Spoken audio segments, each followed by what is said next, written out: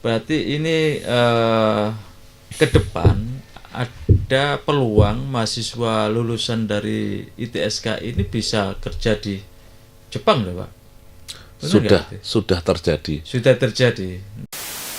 Masalah tenaga kesehatan itu sebenarnya kan sudah ada hitungannya, Ya, sudah ada statistiknya.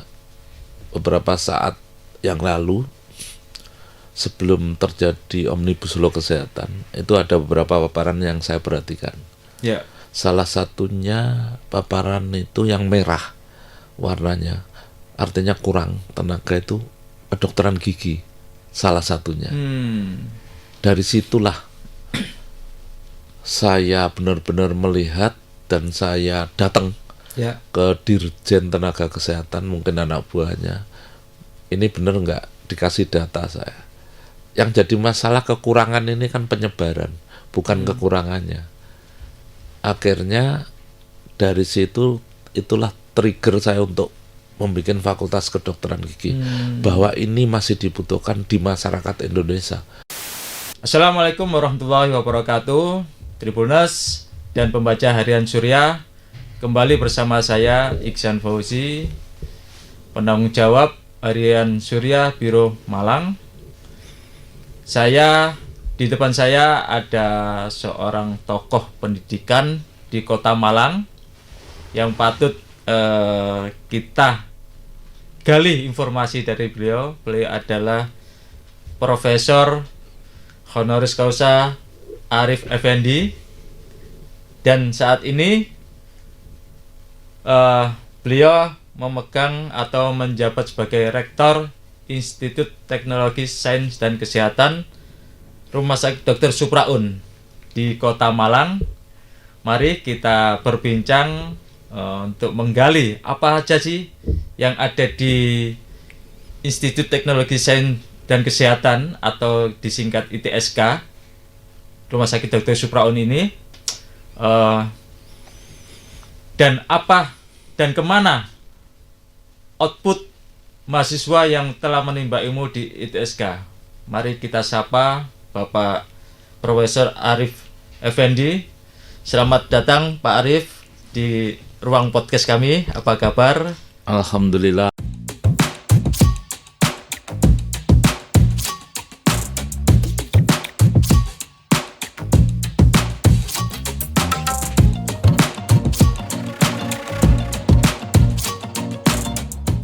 Baik, tapi agak ngantuk habis Agak dari ngantuk. Jakarta. Masih jalan jauh ya Pak? Siap. Ya, ke Jakarta ya. Oke. Pak Prof, kita lihat ITSK ini kan mengalami perkembangan pesat dalam beberapa tahun ini kan. Sementara persaingan di dunia pendidikan atau di dunia merekrut mahasiswa untuk menimba ilmu di kampusnya masing-masing begitu ketat ya.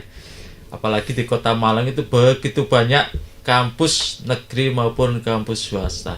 Tapi sebelum ke sana, Profesor Arif bisa menjelaskan sih sejarah dari berdirinya ITSK itu seperti apa sih, Prof? Ya. Assalamualaikum warahmatullahi wabarakatuh. Waalaikumsalam. Jadi saya di dunia pendidikan sebenarnya itu berawal dari saat saya bertugas di Cimahi, Jawa Barat. Saat itu saya dikasih jabatan kepala urusan teknik latihan dan pendidikan serta kursus di Rumah Sakit Dustira Cimahi, Bandung. Oh, rumah sakit itu miliknya Angkatan Darat. Iya. Oke, berarti Profesor Arif ini meniti karir dari Angkatan Darat ya? Iya. Oh. Jadi pangkat saya terakhir sekarang kolonel, tapi sudah pensiun. Beberapa saat yang lalu, bulan 3, saya sudah pensiun. Oke. Saat itu saya kapten di sana, ditaruh di dunia pendidikan. Yeah. Struktur organisasi di rumah sakit tingkat 2, kalau secara umum itu rumah sakit tipe B. Itu ada yang namanya Kepala Instalasi Pendidikan. Di bawahnya ada Kak Urla Tarsus, Kepala Urusan Latihan dan Kursus. Itu saya pegang untuk jabatan kapten waktu itu. Saya seakan-akan jadi wakil kepala sekolahnya. Dan ini ada di beberapa kesdam-kesdam yang lain juga. Yang saat ini sekitar 23 institusi pendidikan. Kesdam 5 kebetulan ada di Supraun. Oh iya. Kesdam Irian, Kesdam Ambon, semua ada 23. Bentuknya rumah sakit. Bentuknya ada yang nempel di rumah sakit, ada yang kadang-kadang nempel di level bawahnya Kesdam, namanya Detasemen Kesehatan. Tergantung daripada masing-masing daerah. Tetapi kebanyakan di dalam rumah sakit. Oh iya. Karena sebenarnya sekolahan ini kan sekolahan ikatan dinas sebenarnya aslinya. Jadi dulu yang sekolah itu sebenarnya banyak tentara maupun sipil di jajaran Angkatan Darat. Dia sifatnya sekolah kedinasan yang dimana outputnya itu langsung diserap oleh rumah sakit tipe B, tipe C maupun tipe D. Kalau di kami namanya rumah sakit tingkat 4, tingkat 3 dan tingkat 2. Itu maupun tingkat 1. Tapi kan 1 cuma di Gatot Subroto atau rumah sakit tipe A. Sehingga kesannya memang ikatan dinas. Ya. Tapi memang saya lihat admin yang terdahulu saat itu benar-benar para pelajar, karena levelnya kan SMK, selevel SMU, namanya Sekolah Perawat Kesehatan. Itu ada uang saku, ada uang beras. Jadi memang benar-benar ikatan dinas, tapi bentuknya memang pendidikan di Indonesia saat itu masih berserakan lah. Tetapi Angkatan Darat sendiri memang menciptakan suatu pendidikan untuk dirinya sendiri. Dengan berkembangnya waktu, bahwa pendidikan di jajaran kesehatan Angkatan Darat ini harus dinaungi. Yang bertanggung jawab siapa? Ya. Secara organisasi, namanya Badan Hukum Penyelenggara. Tahun 2001 Undang-Undang Nomor 16 tercipta mengenai yayasan.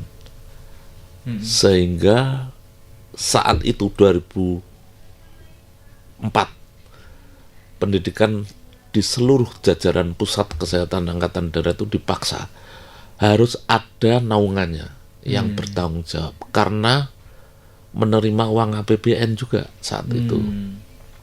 Siapa yang bertanggung jawab kalau ada masalah keuangan, masalah hukum dan lain sebagainya? Akhirnya terjadilah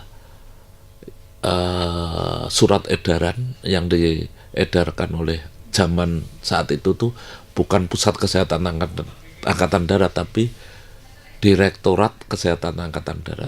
Saat itu saya posisinya sudah di Papua. Tahun 2004.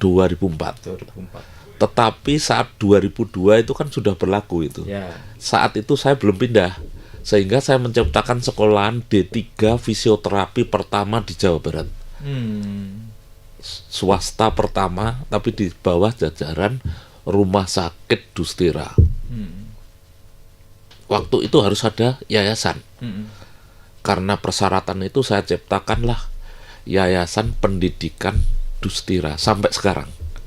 Walaupun secara organisasi Puskesat itu adalah memang ini binaannya dengan Yayasan Wahana Bakti, tapi secara hukum yayasannya berbeda, sampai sekarang belum digabungkan. Dari tahun 2002 itu, sejak berdirinya D3 Fisioterapi. Habis itu saya tinggal ke Irian. Saya mengabdi di Irian di Kesdam Trikora saat itu. Ya masih ngajar-ngajar. Di sana ada pendidikan namanya Akademi Perawat. Kalau ITSK sendiri, Prof, berdiri tahun berapa? Atau sebelumnya namanya juga ITSK? Jadi dulu itu beberapa sekolah di jajaran kesehatan Angkatan Darat itu rata-rata namanya Sekolah Perawat Kesehatan. Tapi dengan terbentuknya undang-undang keperawatan, diharapkan S1 plus profesi. Oh, oke. Lah, saat itu saya berpikir setelah pulang dari Irian, di sini, di rumah sakit Supraun, Oke. tapi saya nggak di pendidikan karena saya profesinya kan fisioterapi Fisioterapi. di poliklinik. Tapi saya berpikir itu. Kemudian tahun 2016 atau 15 itu saya ditarik di pendidikan sebagai wakil direktur Politeknik Kesehatan, wakil direktur 3 bagian kemahasiswaan Itu masih namanya Politeknik. Politeknik Kesehatan. Saat itu juga saya berpikir sudah ini harus dirubah. Tapi saat itu memang nggak ada yang berpikir ke sana, padahal undang-undang sudah terbentuk. Kewajiban ke depan merubah bentuk itu wajib hukumnya gitu. Ya. Mentok sana, mentok sini. Begitu saya diangkat jadi direktur Poltekkes tahun 2017, itulah saatnya saya punya wewenang menggunakan sumber daya manusia, sumber daya ekonomi, dan sumber daya yang lain untuk merubah. Saat itu 2018 pertama saya pengen buka S1 sebenarnya, farmasi. Tapi Politeknik kan nggak boleh. Nggak boleh ya. Pengen membentuk S1 kebidanan, tapi kan Politeknik nggak boleh. Pengen buka S1 keperawatan, Politeknik nggak boleh. Akhirnya Akhirnya perusahaan membentuk ITSK ini. Juni 2020 terbentuklah Institut Teknologi Sains dan Kesehatan. Kenapa ITSK? Kok tidak ITKS? Karena saya mindset memori orang di Jawa Timur atau di Indonesia itu kan perguruan tinggi yang terkenal di bidang teknik kan ITS. Ya. Tinggal nambah K, sehingga orang memudahkan memorinya itu nyaut gitu. Jadi neuron-neuronnya supaya gampang nyaut. Itu juga pemasaran sedikit mengenai nama. Nah, itu terus kenapa tidak universitas? Nah, kita itu dibentuk memang kan intinya kesehatan awalnya. Jadi kekhususan itu yang tetap saya pertahankan dengan mengembangkan prodi-prodi supaya jadi S1. Ada berapa prodi sih sekarang? Sekarang itu ada 16. 16 prodi. Iya, saat saya masuk 3, namanya D3 akupunktur, Ya. D3 kebidanan, Ya. dan D3 keperawatan. Kalau sekarang 16 itu yang apa saja yang Banyak. Jadi D3 kebidanan itu mulai saya tutup. Jadi ini masih 2 angkatan. Artinya ini akan saya tutup karena sudah ada S1. Dan itu saya kasihan kalau dia sekolah D3 nanti tetap aja tuntutan untuk praktek mandiri maupun di poliklinik yang lain, di rumah sakit itu harus S1 plus S1. profesi. Ya ini harus mulai ditutup sehingga dia nanti mudah kerja gitu. Sesuai kebutuhan user gitu. Keperawatan D3 masih karena peminat masih banyak dan rekrut juga masih kadang-kadang S1 dan D3. Jadi masih ada S1 dan D3. Akupunktur ini masih D3. Tapi antik akupunktur ini.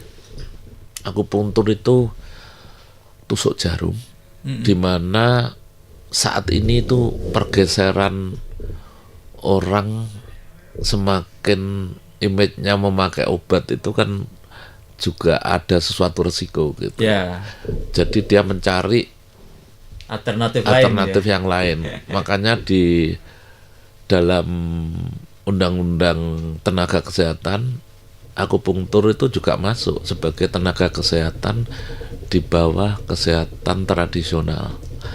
Itu masih ada ya? Masih ada, dan ini malah banyak mahasiswanya karena Ya di negeri di Jawa Timur nggak ada. Nggak ada ya. Akhirnya orang Satu itu, yang kedua tadi pergeseran masyarakat, nilai. Iya. masyarakat mulai mencari pengobatan alternatif ya. Betul. Bukan hanya mengonsumsi obat ya, Iya. tapi ada akupunktur itu juga ya. Sehingga antiknya begini. Walaupun ini sekolah D3, ini lulusan yang sekarang ini, yang mau lulus ini, itu seorang dokter ahli.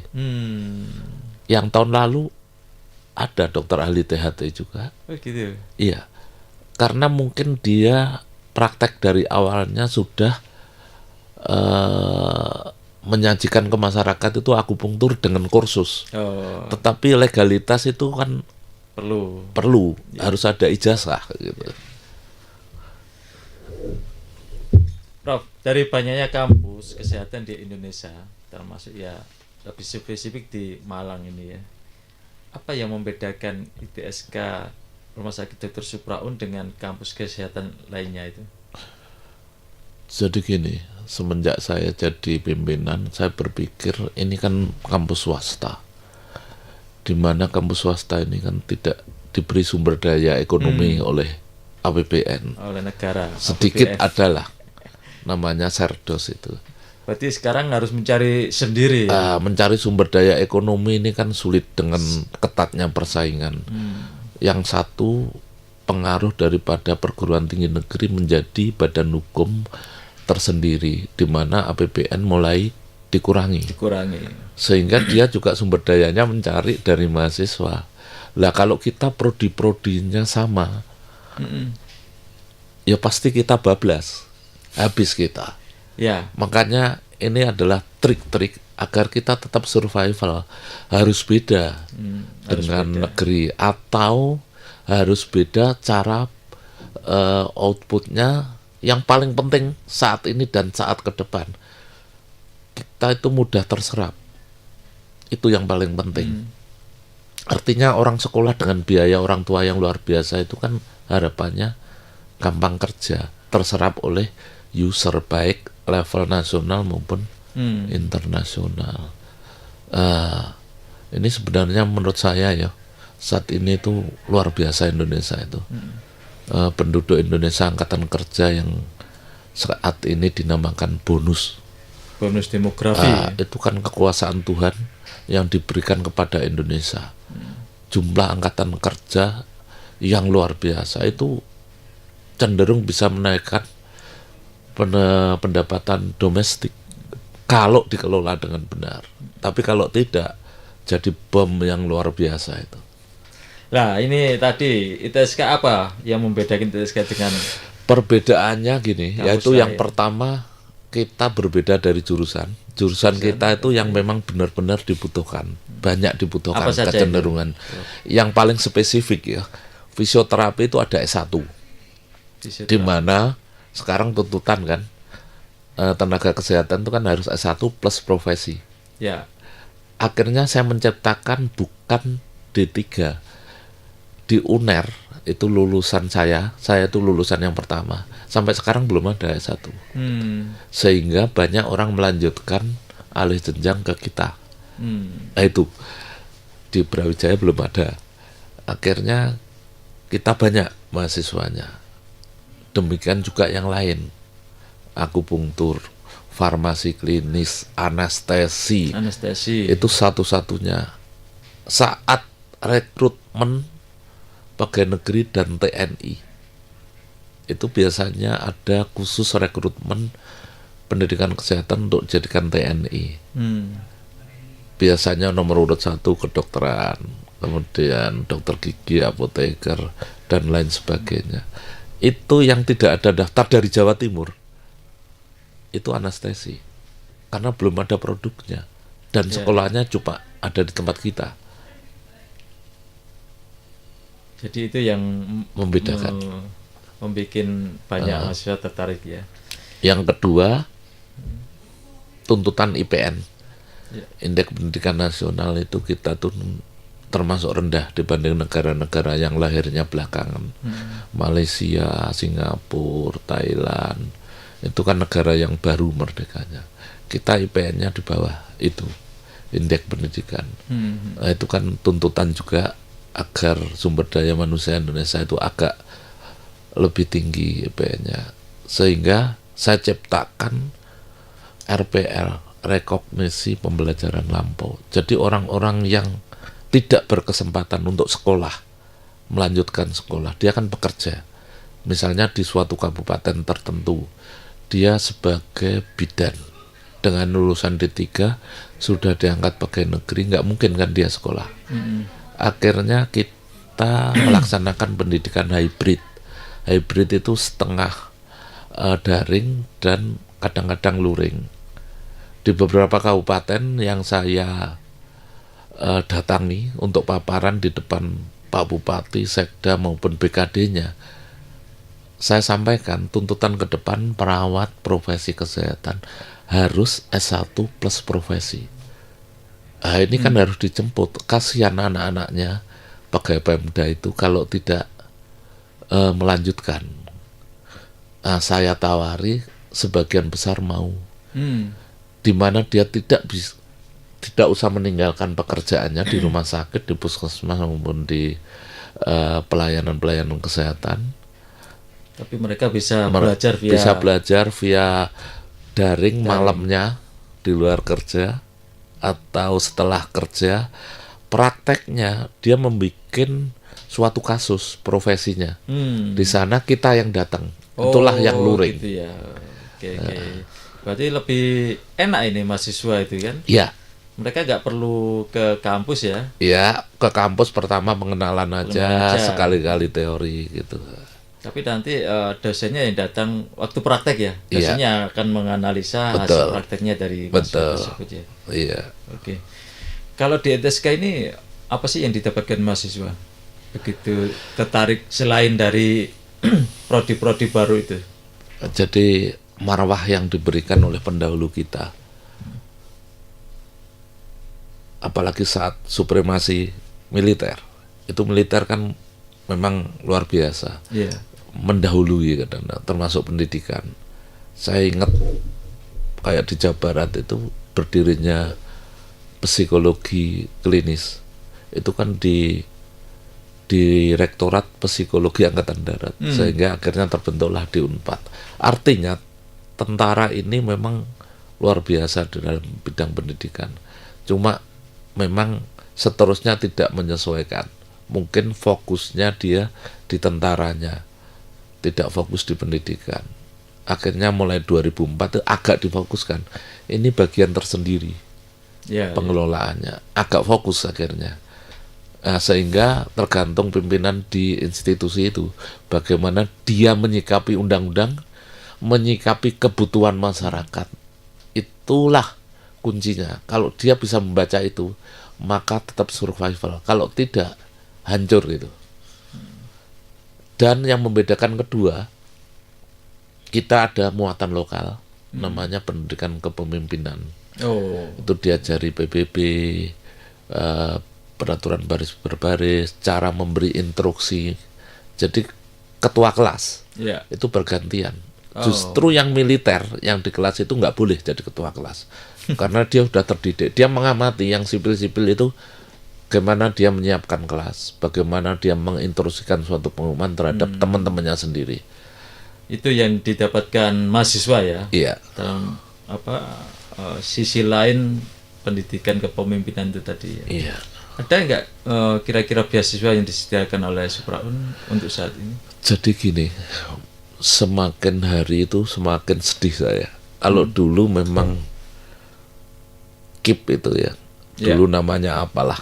Saya sering mengurus karena saya wadir 3. Saya urus supaya mahasiswa itu dapat. Gitu. Kalau KIP itu kan dapatnya berdasarkan rapot. Berdasarkan kartu hasil studi. Jadi dapatnya setelah dia masuk, dilihat, diajukan. Nah, saat itu juga kita menggandeng BRI karena kita uangnya memakai BRI. Ada CSR dapat. Terus para organik militer maupun PNS yang diperbantukan di sekolah kami, saya sampaikan sisihkan kamu sebagian uangmu, kamu kan gajinya double, Ya. untuk siswa-siswa yang pinter tetapi secara ekonomi dia kurang kuat atau kurang mampu. Sampai sekarang masih ada. Dan beasiswa-beasiswa yang lain kita berusaha, Pak. Malah sebenarnya saya berpikiran dengan adanya Jepang ini kan punya duit. Ini mau kerjasama dengan Jepang? Iya. Oh, Sudah kerjasama? Sudah, dan ada pendidikan Jepang. Memang belum maksimal. Ya sudah banyak lah, kalau 100 sudah ada di Jepang sana. Artinya ITSK ini sudah Menjalin kerjasama dengan Jepang, sehingga dengan kampus atau dengan kampus. Kampusnya ya. Salah satu kampus di Jepang ya? Enggak, dengan Kadin dan penyerap tenaga kerja rumah sakit di Jepang. Jadi kita punya ruangan tersendiri, kelas tersendiri, ada yang khusus orang yang siap-siap ke Jepang, baik yang sudah lulusan maupun yang belum. Sehingga nanti begitu dites itu mudah lulusnya. Masalahnya sebenarnya satu, bahasa. Ya. Makanya kita fokus di situ. Berarti ini ke depan ada peluang mahasiswa lulusan dari ITSK ini bisa kerja di Jepang loh, Pak? Benar Sudah terjadi. Sudah terjadi. Tapi belum banyak. Artinya misalnya satu kelas 40 gitu, paling enggak harusnya kan 2/3 mau di sana, karena mungkin budaya juga, Mas. Ya. Terus orang itu takut bertarung. Padahal kalau orang berpikiran ke depan, mencari kerja di Indonesia itu sulit dan UMR-nya kan rendah. Kalau orang berpikiran panjang untuk rencana hidupnya, terutama bidang ekonomi, kerja di sana, mencari modal yang banyak, balik ke Indonesia, bikin PPK 1 atau bikin apotek, itu lebih terencana hidupnya. Itu kayaknya perlu ada pendidikan lagi itu, Pak. Iya. Entrepreneur kayaknya. Entrepreneur. Ada tapi terus kurang membumi. Oke, gitu. Nanti kira-kira perlu diperbaiki iya, supaya betul. Alumni Supra ini juga bisa memiliki pikiran ke depan yang menjadi entrepreneur kan. Tapi yang paling berat juga sebenarnya orang tua. Mangan nggak mangan kumpul. Itu yang berat. Padahal budaya itu ya. Sekat-sekat antar negara itu jelas sesuatu yang alami, yang terbuka lebar. Ya. Iya toh. Kan didahului oleh AFTA, Asia Free Trade. Itu kan berarti sekatnya mulai dibuka, termasuk sumber daya kan. Lah kalau kita tidak bisa menjemput perguruan tinggi, percuma mendidik orang, tidak bisa bekerja, kasihan orang tuanya gitu. Berarti mindset ini harus diubah ini. Harus dirubah. Makanya saya berharap yang tahun ini, terutama kaum yang secara ekonomi nggak mampu, dipanggil orang tuanya. Orang tuanya dulu. Oke. Prof, kami mendengar ITSK ini baru membuka fakultas kedokteran gigi. Benar fakultas gigi? Betul. Fakultas gigi? Iya. Kedokteran gigi. Kenapa kok membuka fakultas ini? Padahal saingannya juga sangat besar ini. Jadi begini, masalah tenaga kesehatan itu sebenarnya kan sudah ada hitungannya. Ya. Sudah ada statistiknya. Beberapa saat yang lalu, sebelum terjadi Omnibus Law Kesehatan, itu ada beberapa paparan yang saya perhatikan. Ya. Salah satunya paparan itu yang merah warnanya, artinya kurang tenaga itu kedokteran gigi, salah satunya. Dari situlah saya benar-benar melihat dan saya datang ke Dirjen Tenaga Kesehatan, mungkin anak buahnya, ini benar nggak dikasih data saya. Yang jadi masalah kekurangan ini kan penyebaran, bukan kekurangannya. Akhirnya dari situ itulah trigger saya untuk membuat fakultas kedokteran gigi, bahwa ini masih dibutuhkan di masyarakat Indonesia, bukan masyarakat Malang, bukan masyarakat Jawa Timur. Sudah banyak itu. Kita memang berbeda. Jadi nilai-nilai kewiraan, nilai kepemimpinan, nilai kebangsaan itu harus ditanamkan sehingga kalau dia dilempar ke Irian pun itu siap mengabdi. Itulah pendidikan karakter, kepemimpinan dan lain sebagainya. Ini yang berbeda dengan yang lain. Di samping yang mendasari kekurangan itu, sehingga terbentuklah dan mepet, Mas. Jadi surat keputusannya itu baru 3 minggu yang lalu. Tidak ada sosialisasi ke masyarakat Jawa Timur. Baru tahun ini ya? Tahun ini. Bulan apa berdirinya? Bulan Agustus akhir. Oh, baru berapa hari? Baru berapa hari? Iya, beberapa minggu. Kira-kira targetnya berapa mahasiswa ini yang? Ini sesuai aturan. Saat ini kan kita itu harus patuh dan taat juga pada asosiasi, mungkin pola pikirnya asosiasi penyelenggara Fakultas Kedokteran Gigi itu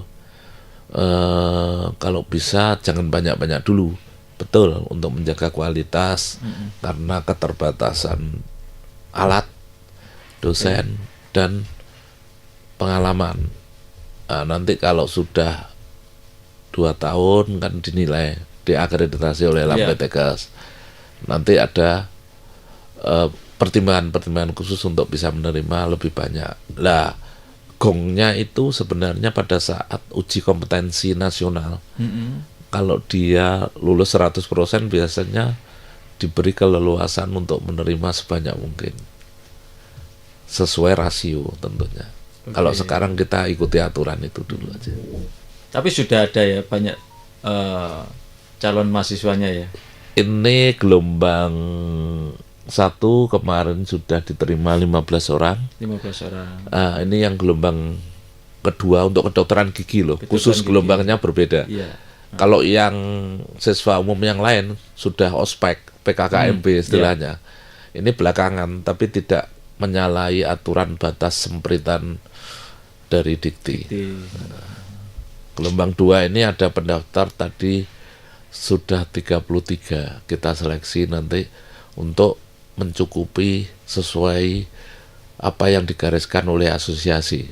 Oke. Indonesia bahkan dunia ini kan baru kena dilanda wabah corona kemarin.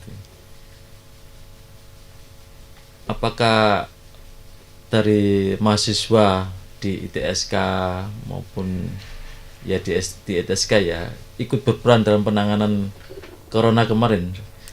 Kalau melihat kemarin kan banyak tenaga kesehatan kita kekurangan banyak. Betul. Tenaga kesehatan ya, benar Ya, ya? betul. Jadi saat itu Kakasdam memang serba sulit. Tenaga-tenaga kesehatan yang dikerahkan di masyarakat untuk menjaga agar tidak banyak korban pandemi COVID itu perlu tenaga.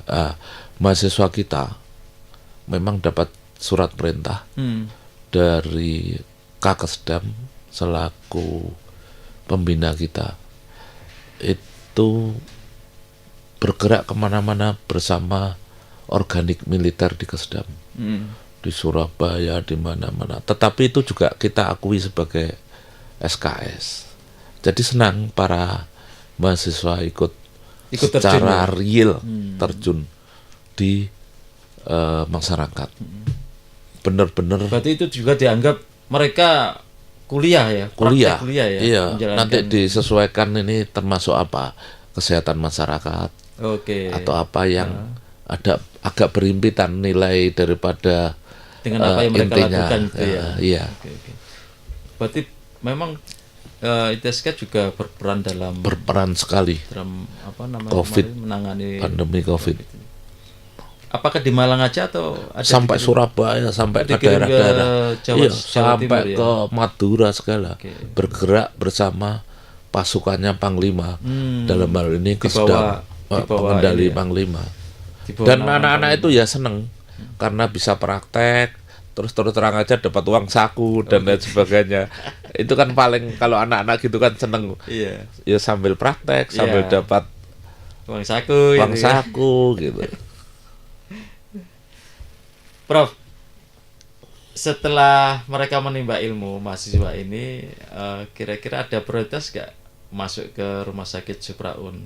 Mengingat kan biasanya Jadi kalau dulu ada prioritas. dulu ada prioritas, oke. Sekarang ini prioritas itu terbentuk dengan sendirinya. Kalau dulu kan memang Ada ikatan. sekolah ikatan ya, Setengah dinas. ikatan dinas. Ikatan dinas ya. Kalau sekarang ini tidak, tetapi Mm-mm. ada nilai-nilai yang khusus yang berbeda. Yang kadang-kadang rumah sakit itu juga otomatis maupun rumah sakit swasta pun senang. Karena kadang-kadang itu yang dibutuhkan itu kan ya skill, ya soft skillnya. Ya. Karena itu kan ada di tempat kita pendidikan itu, sehingga berbeda. Tapi kira-kira kalau mereka yang memang berprestasi tetap menjadi ini Menjadi incaran baik ya, di tentara maupun di Rumah rekrutmen sakit. rumah sakit. Oke. Jadi tergantung mereka ya. Iya. Harus tetap ada kompetisi di antara mereka sendiri. Iya. Sebagian besar alumni ITSK ini mereka bekerja di bidang apa? Kalau sekarang sebagian besar ya di rumah sakit, di PPK 1 istilahnya puskesmas, PPK 2 rumah sakit, PPK 3 rumah sakit yang lebih besar. Ada nggak Atau yang sebagai ke TNI, Oh, polisi, TNI juga ya. yang keluar juga mulai banyak yang mulai sadar bahwa untuk merencanakan hidup secara ekonomi ke depan itu harus bagaimana, itu yang berani bertarung keluar itu. Oke. Kalau misalkan mahasiswa ITSK ini sebagian besar dari mana? Kalau dulu itu hanya sekitar wilayah Malang Raya, sekarang banyak dari mana-mana. Dari luar pulau banyak. Dari luar pulau juga banyak. Karena Kalimantan, metode Sulawesi. hibrid tadi ya. Ya, di samping itu yang reguler juga banyak dari Kalimantan. Misalnya orang Kalimantan gitu, terutama orang-orang yang tahu ya, oh anaknya orang kesehatan gitu. Ya. Anak saya sekolah apa ya? Wah, sekolah ini aja yang gampang diangkat pegawai negeri dan dibutuhkan. Misalnya anestesi, langsung dari Kupang ada, dari Kalimantan banyak, dari Irian ada. Baik, menarik ini kalau melihat dari perkembangan ITSK ya, baru hampir 4 tahun ini ya, Ya. Prof. Tapi Profesor Arif sudah bisa membentuk sebelumnya 3 prodi, sekarang 16 prodi. 16 prodi plus Fakultas Kedokteran Kedokteran Gigi Gigi yang yang baru terakhir. berdiri. Di titik terakhir ya. Baik Tribuners dan pembaca harian Surya, demikian bincang tentang pendidikan kesehatan dengan Profesor Honoris Causa Bapak Arif Effendi, Rektor ITSK Rumah Sakit Supraun Ya. di Kota Malang. Kita akan bertemu dengan tokoh di Kota Malang atau di Malang Raya lainnya di lain waktu. Wassalamualaikum warahmatullahi wabarakatuh. Download Tribun X sekarang. Menghadirkan lokal menjadi Indonesia.